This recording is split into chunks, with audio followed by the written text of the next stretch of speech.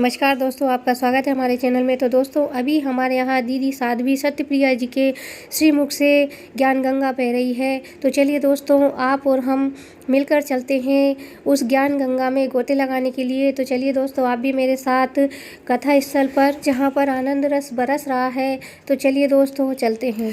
दोस्तों, वीडियो शुरू करने से पहले आपसे रिक्वेस्ट है कि अगर आपको हमारा वीडियो पसंद आए तो प्लीज़ वीडियो को लाइक करें, ज़्यादा से ज़्यादा वीडियो को शेयर करें, और चैनल पर नए हैं तो चैनल को सब्सक्राइब करना बिल्कुल भी ना भूलें। तो चलिए दोस्तों, चलते हैं कथा स्थल पर।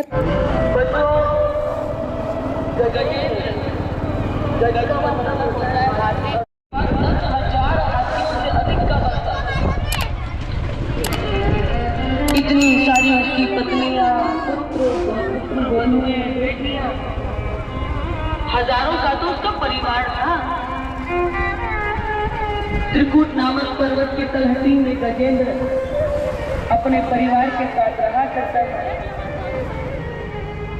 और अक्सर करके आपने देखा होगा कि दुख में सुमिरन सब करे और सुख में करे न कोई।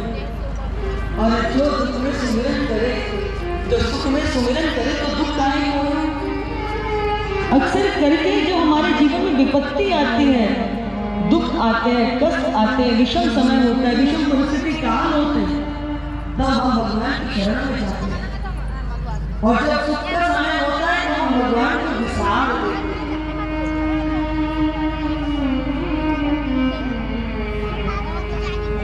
गजेंद्र इसको अपने बड़े परिवार का, कुटुंब का, बल का बड़ा अभिमान था।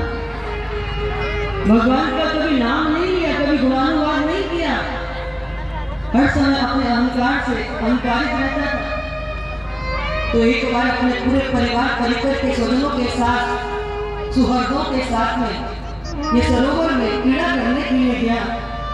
तो जल क्रीड़ा करते करते ये क्या करते थे, अपनी सूंडों में जल भरते थे और एक दूसरे के ऊपर डालते थे।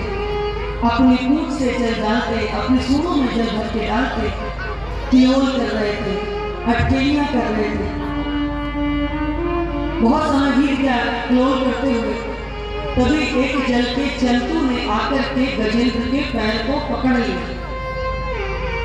जब गजेंद्र के पैर को पकड़ा तो गजेंद्र ने उसको उपेक्षित कर दिया, उपेक्षा कर दी। उसको लगा कि जल्दी किसी कीट पतंग ने मेरा पैर पकड़ लिया है, पर जब उसको ज्ञात होगा कि उसने किसी साधारण हाथी का नहीं, गजेंद्र महाराज के पैर को पकड़ा है, तो वैसे भयभीत होकर अपने आप ही छोड़ देगा। कई बार व्यक्ति का व्यक्तित्व ऐसा होता है कि लोग उससे खौफ खाते हैं। तो इसको भी लगा कि भयभीत होकर कि ये मेरा पैर छोड़ देगा, तो तभी इसने नहीं छुड़वाया, सोचा अपने आप छोड़ देगा डर के मारे। तो उसने और ज्यादा दृढ़ता के साथ इसके पैर को पकड़ लिया और मुख में पैर लिया। गजेंद्र ने अभी भी उपेक्षा कर दी और अपने परिवार के साथ वो स्नान करने लगी। अब जब ज्यादा पीड़ा उसको लगने लगी, थोड़ा असह्य कष्ट हुआ, तो इसको लगा कि अभी एक झटका मारता हूं, जाके दूर गिरेगा। और जैसे इसने झटका मारने के लिए पैर को उठाना चाहा, बंधु पैर उठने की बात बहुत दूर थी, ये अपने पैर को हिला नहीं पाया। अब ये अपना बल लगा है, इसका बल जो था काम नहीं आया। इसने 10,000 हाथी का जो बल था वो भी लगा लिया, परंतु तब भी अपने पैर को उस ग्राह से छुड़ा नहीं पाया। अब तो वो पीड़ा बहुत तीव्र हो गई, तो आंखों से दर्द से आंसू निकलने लगे। इसने अपने पुत्रों को पुकारा, सारे पुत्र आ गए, सूंड में सूंड फंसा ली, सब खींचने लगे, तब भी वो उस ग्राह से उसके पैर को छुड़ा नहीं पाए।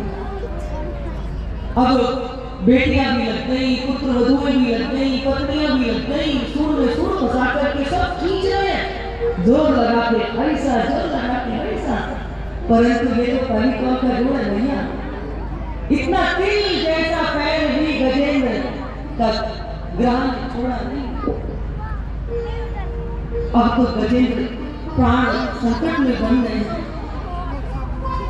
महीनों बीत गए इस रास्ता कसी में, लेकिन वो ग्राह ने चरण छूटा नहीं। बेटे सोचने लगे कि पिताजी का तो पैर छूटता नहीं, ये तो जाएंगे जाएंगे, लगता है हम सबको भी लेके जाएंगे, भूखे प्यासे हमारे भी। तो पुत्र जो थे वो मुख मोड़ के चल दिए। गजेंद्र पुकार रहे कि तुम मुझे इस विपरीत परिस्थिति में, विपत्ति के समय मुझे छोड़ के जा रहे हो। पुत्र बोले, पिताजी क्षमा कीजिएगा, परंतु आपका पैर तो निकलता नहीं और हम सब भी चले जाएंगे। और मुख मोड़ के पुत्र चले गए। तो बहुएं सोचने लगी कि अब हम अकेले क्या करेंगे। वो भी चल रही है, बेटियां भी चल रही। अब पत्नियां विचार करने लगी, बेचारी वो लगी नहीं पुत्र। वो कहती है, जब पुत्र बेटियां सब मिलके कुछ नहीं कर पाई तो हम अकेले क्या करेंगे। और एक दिन वो आया कि वो भी गजेंद्र को अकेला छोड़ के चल गई। आज गजेंद्र अकेला तड़पड़ा रहा है, झटपटा रहा है, कोई उसकी मदद करने वाला नहीं, कोई उसको सुनने वाला नहीं है।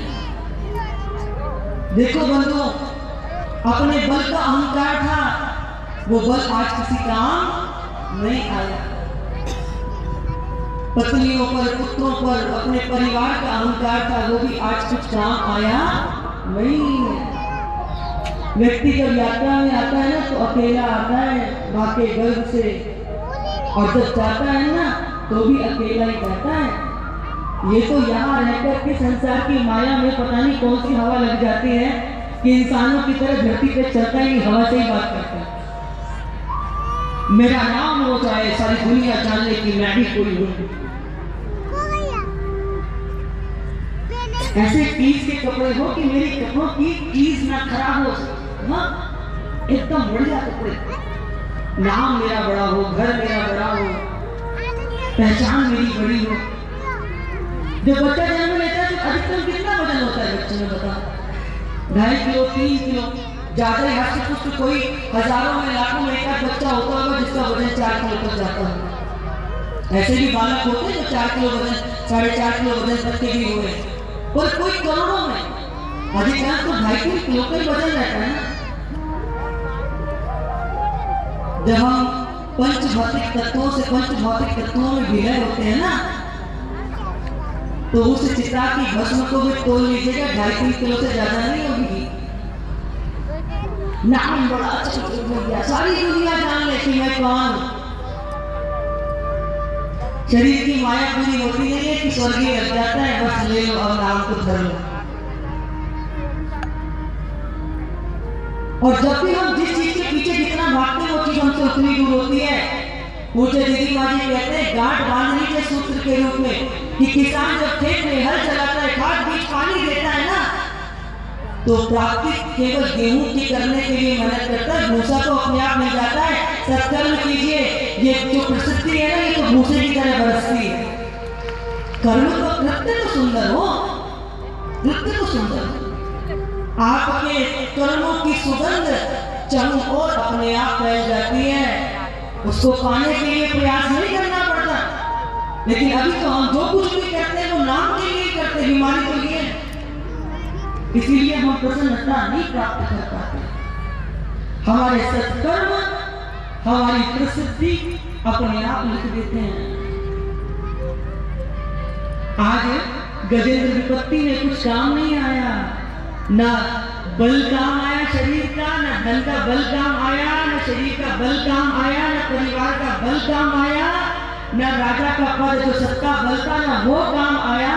आज बता रहे किसे, जो अजन्मा होकर के भी कई जन्म लेता है, जो जन्म लेकर के भी अजन्मा है, जिसकी कृपा से शरीर बनता है, जो शरीर का स्वामी है, जिसकी कृपा से व्यक्ति को, जो इंद्रियों का स्वामी है, जिसकी कृपा से सृष्टि बनती बिगड़ती है, सूरज उगता है, चंद्रमा निकलता है, जिसकी कृपा से हम श्वासें लेते हैं, वे नारायण आके मेरी रक्षा करे, भगवान को पुकारा है। और जब भगवान को पुकारा है ना बंधुओं, तो मेरे प्रभु नारायण जो है वो वैकुंठ से गजेंद्र के उद्धार के लिए दौड़ते चले आए। तो इधर गरुड़ को भी अहंकार हो गया, त्रिलोकी के नाथ को अपने पीठ पर लेके उड़ता हूँ। देखो जरा, जब ये अहंकार आता है तो बड़े बड़े लोगों की बुद्धियों के नाश हो जाते हैं। त्रिलोकी के नाथ को लगा भैया अपने पास वालों का उद्धार नहीं कर पाया तो फिर लोग तो मुझ में विश्वास ही नहीं रखेंगे, पहले इसका तो उद्धार कर दो। तो गरुड़ को क्या लगा कि मैं त्रिलोकी की नाथ को पीठ पे बैठा के सब जगह लेके जाता हूँ। तो भगवान आए और जल्दी से आकर के उन्होंने अपने कल की उंगली के नख को गरुड़ की पीठ पर रख दिया। गरुड़ ने कहा, प्रभु गजेंद्र के प्राणों पर संकट है, आप ये कौन सी लीला कर रहे हैं? जल्दी से पीठ पर बैठिए, चलना है, प्राण की रक्षा करनी है। नारायण भगवान बोले कि तुम सुना है हमको अपनी पीठ पर उड़ाते हो, तनिक जरा हमारे इस नख को उड़ाओ। गरुड़ को लगा कि जिन्हें साक्षात त्रिलोकी के नाथ को रोज पीठ पर बैठा कर उठता आज भला उनके नख को उड़ाने में मुझे कौन सा परिश्रम लगेगा। जैसे ही गरुड़ ने अपने पंखों को खोलना चाहा, बंधुओं पंख नहीं खुले, लकड़ लकड़ होने लगा गरुड़, लेकिन पंख नहीं खुले, पसीने पसीने हो गया। समझ गया कि मैं त्रिलोकी के नाथ को लेके नहीं उड़ता, ये तो त्रिलोकी नाथ की कृपा है कि वो मुझे अपने साथ रखते हैं, ये उनकी कृपा है। बड़ों का सानिध्य मिल जाए ना तो इतराना नहीं, हम में कुछ है इसलिए पास में नहीं, ये उनकी कृपा है कि उन्होंने हमें स्वीकार कर लिया। ये भाव ही मंगल कर सकता है, अहंकार प्रभु को स्वीकार नहीं है, प्रभु स्वीकार नहीं करते अहंकार को। और यहाँ पर भगवान ने गरुड़ से कहा कि गरुड़ क्षमा, पानी पानी हो गया। याद रखना कि एकमात्र भगवान पर भरोसा। भगवान गरुड़ की पीठ पर बैठे हैं और पीठ पर बैठ करके गरुड़ को ही खुद अपने साथ लेकर के गए हैं।